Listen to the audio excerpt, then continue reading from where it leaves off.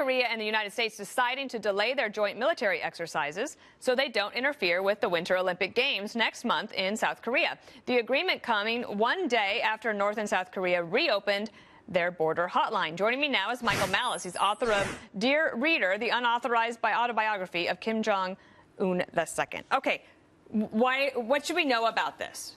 This is good news? Anytime North Korea is offering olive branch, it's good news, because we saw for the last year they were escalating the rhetoric on both sides. Remember, over the summer, they were going to nuke Guam, and now all of a sudden they're being doves and being peaceniks. So the fact that they're changing their rhetoric means something had to change in the background, and we're getting to them on some level. Do you think that that means that President Trump that his approach is working? Are they reacting to that? North Korea is a very unique nation by all indications. If you want to be coarse about it, you call them a freak show. So the fact that we should speak to them in the same tone that we speak to an ally like the UK or even a rival like China is false. We should be speaking to them on their level. So if they're going to speak disrespectfully to us, certainly they're going to have to be taken aback when the president is threatening them with his bigger button on his desk.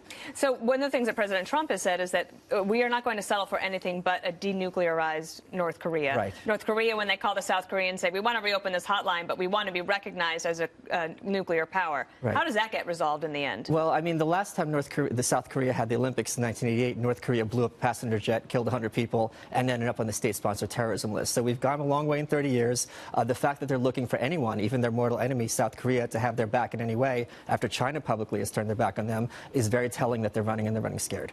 Is there any concern that the South Koreans basically doing this diplomacy with North Korea will split off the region and sort of fracture the diplomatic efforts? Well, the good thing is, if there is communication between North and South, more and more North Koreans will realize how bad they have it and how good South Koreans have it, and this would be a great way to increase cynicism in the North and bring down the regime from within. I saw earlier today that we just found out that when he set off one of the missiles last April, it landed in one of the cities? Right. So that's the other problem with the North Korean situation. It's not that other countries are necessarily going to be the victims. It's that they have no problem having their own citizens be the victims of their policies and will do anything to maintain their hold on power. Is there anything to the recent two defections that we saw of the soldiers crossing the DMZ? Is there a pattern there, or is it just because there's desperation? Well, my friend just recently visited North Korea, and he showed his guide that footage. So if they're showing their own people and they're realizing people are trying to escape, that's another sign that they're realizing that Kim Jong-un isn't exactly what his grandfather, the great leader Kim Il-sung, was. Meaning they're showing it outside of the military? Right. Things are getting around in North Korea increasingly. It's hard to keep information secret. Is that because of technology and phones? Specifically because of technology, yes. So that's another place where we could help? And word of mouth, correct.